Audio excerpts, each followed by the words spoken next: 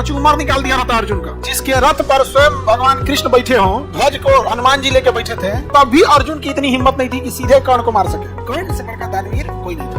अर्जुन जीत गए थे, क्या है, जिताए गए थे। जिस समय दानवीर कर्ण मरा था, उस समय पूरे तीनों लोक में सन्नाटा छा गया था। संसार को दिखाना ही रहते तो कर्ण जो है ना, कर्ण कचूमर निकाल दिया था अर्जुन का। समझ आगे कि नहीं आ गया? जिसके रथ पर स्वयं भगवान कृष्ण बैठे हो और जिसके ध्वज को हनुमान जी लेके बैठे थे, तब भी अर्जुन की इतनी हिम्मत नहीं थी कि सीधे कर्ण को मार सके। मारा तो छल से मारा, भगवान का साथ था तभी रथ उतरने के बाद मारा, नहीं तो कर्ण को मार देते हैं। कर्ण के साथ कौन था जी? दुर्योधन कोई शक्तिशाली तो था, मतलब ऐसा तो था ना, तो गड़बड़ आदमी था, लेकिन ऐसे कोई देखे उसे कवच कुंडल सब उतरवा लिया गया, जबकि उसको पता था, सूर्य भगवान बता दिए थे कि इंद्र की चाल है, फिर भी दे दिया। दानवीर था यहाँ पे। और जब कृष्ण को, जब उनको क्या नाम है, कर्ण का पहिया उतर गया, फंस गया, बताइए उसको सब छोटी जाति का समझ के शिक्षा नहीं दिया, तो सूत पुत्र करके गैस में, और जब शिक्षा मिल गया तो श्राप लग गया कि जब जरूरत पड़ेगी तब भुला जाएगा, भूल जाएगा, तो फंस गया। और उसका जो कवच था उस पर कभी हमला होकर कोई मार ही नहीं सकता था, लेकिन इंद्र भगवान को दे दिया, कुंडल दे दिया। उसके बाद अर्जुन ने तीर मार दिया, हो गया मृत सैया पे कर्ण चला गया। उसके बाद भी उसके दांत किसके थे? स्वर्ण। उसके बाद भी उसने दे दिया, मृत सैया पे लेटा हुआ है। कर्ण से बड़का दानवीर कोई नहीं था। अर्जुन जीत गए थे, क्या जिताए गए थे?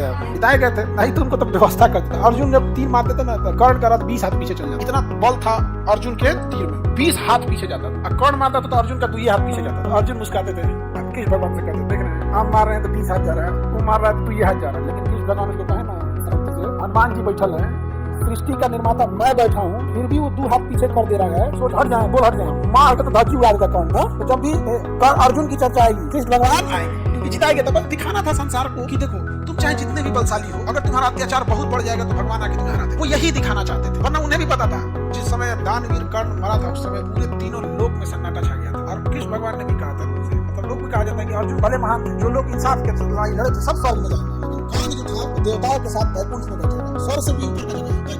तो कहा गया कि वो स्वर्ग में नहीं बैठेगा, कहाँ बैठेगा? बैकुंठ में। कृष्ण को दिखाना था वही चीज संसार को। कृष्ण भगवान के पास क्या नहीं था, लेकिन कहा जाता ना कि राधा और कृष्ण का प्रेम अधूरा रह गया। संसार को दिखाना था कि तुम बेरोजगार लोग को डेक्ची का मसाला है, समझ आई नहीं? वो संसार को ये दिखाना था कि देख, संसार एक ऐसा आएगा कि समाज आप लोगों को एक ऐसे जगह पे ले जाके छोड़ेगा, समाज इतना तोड़ देगा आपको कि बाप से ही बेटी का सुख न देखा जाएगा। वो कहेगा कि समाज के लिए अपन जाति देखो। देखो बहुत बार होता है ऐसा चीज। सृष्टि का निर्माण करने वाले उस समय भी उन लोग को पता था कि आगे का कलयुग बहुत खराब होने वाला है, इसलिए सब लोग पहले ही चले गए, दुनिया छोड़ छाड़ के स्वर्ग छोड़ के।